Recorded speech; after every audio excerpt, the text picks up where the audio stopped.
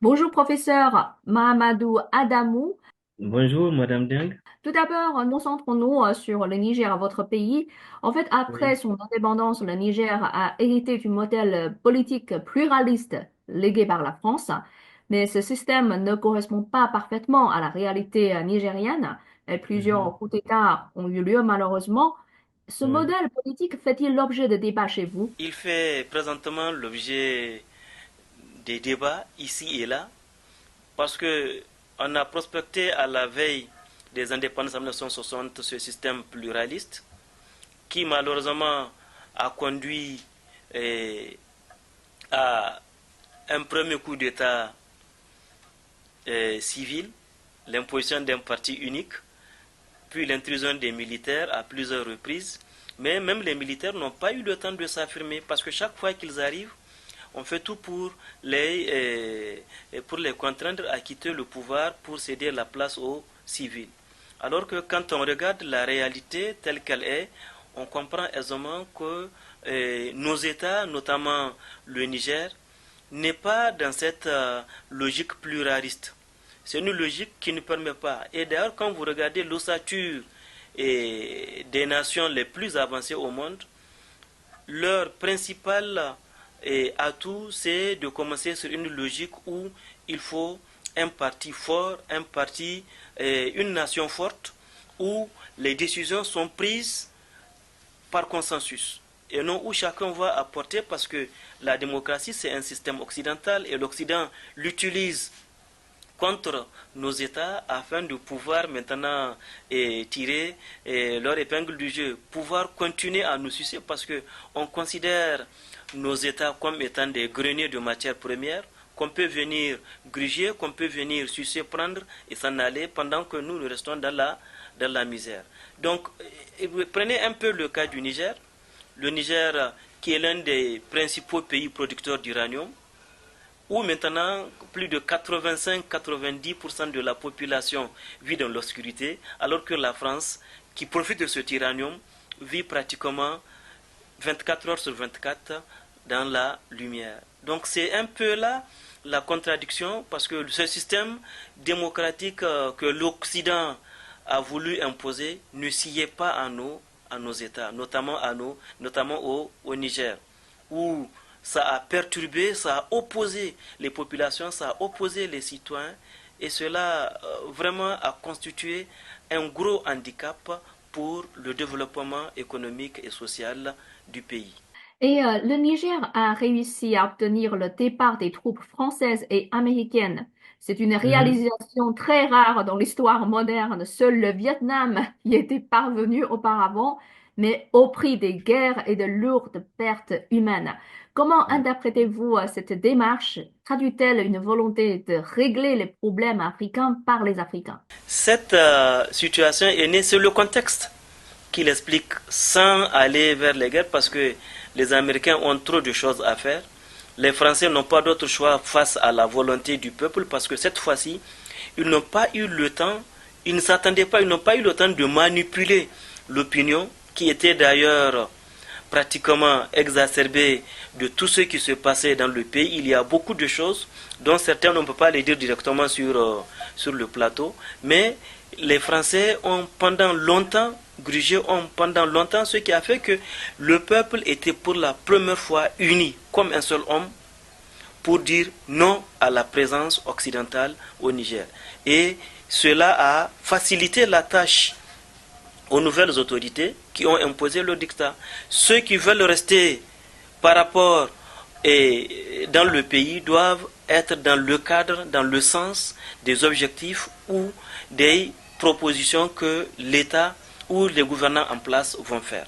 Ceux qui ne peuvent pas, donc ne peuvent pas rester, donc étaient obligés de plier bagage. Parce que même leur arrivée n'était pas faite dans les règles de l'art. Ça n'a pas suivi les différentes procédures nécessaires pouvant permettre l'implantation des forces extérieures au pays. Et surtout que quand on regarde, ces forces étaient venues illégalement, mais aussi elles faisaient des actions de subversion. Et cela a permis donc aux autorités, par rapport à la volonté du peuple, parce que le peuple nigérien s'était uni pour la première fois et le peuple a réclamé le départ, le peuple a martelé, le peuple a exigé et cela est devenu une réalité, sans qu'il n'y ait un quelconque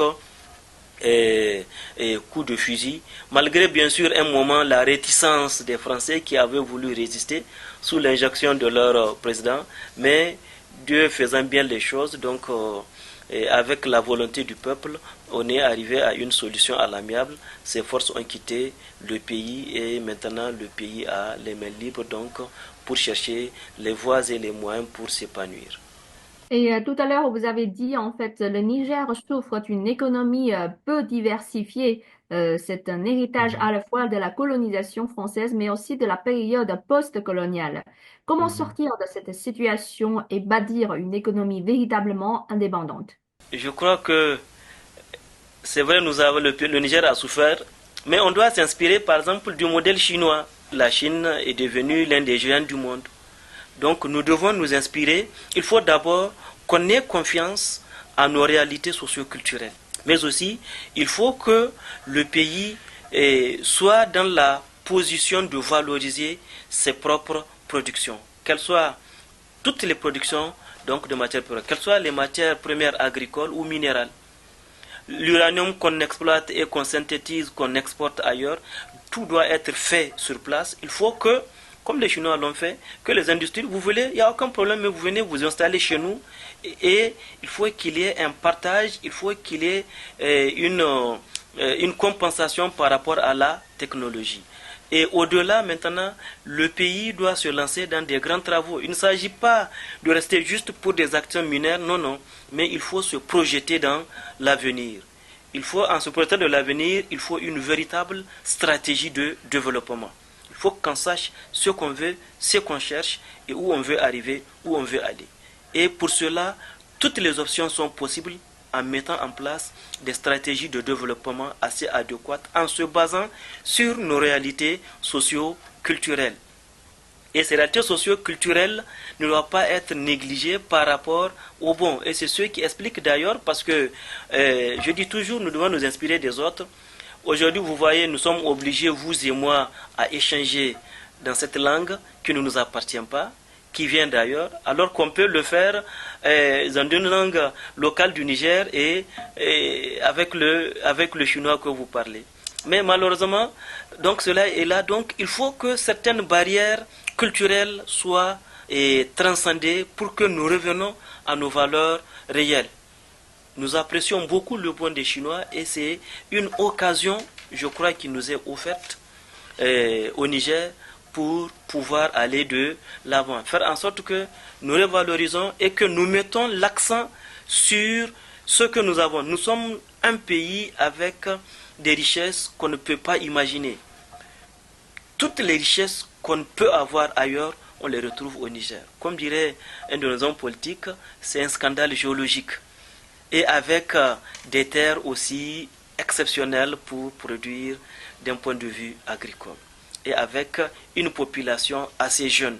Donc nous avons tous les atouts pour nous relancer, pour être un pays qui va être sur la voie de développement, un pays qui va se développer en un temps record.